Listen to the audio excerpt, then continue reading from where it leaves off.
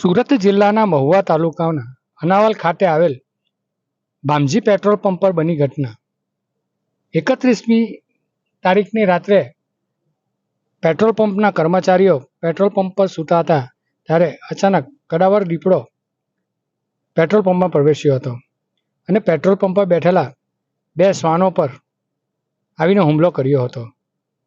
આપ સીસીટીવીના દ્રશ્યોમાં જોઈ શકો છો, દીપડો પેટ્રોલ પંપ પર પ્રવેશી રહ્યો છે અને ત્યારબાદ પેટ્રોલ પંપ પર બેઠેલા બે શ્વાનમાં એક શ્વાન ભાગી જવામાં સફળ થાય છે, જ્યારે અન્ય એક શ્વાનને દીપડો શિકાર બનાવીને લઈ જતો દ્રશ્યોમાં જોઈ શકો છો।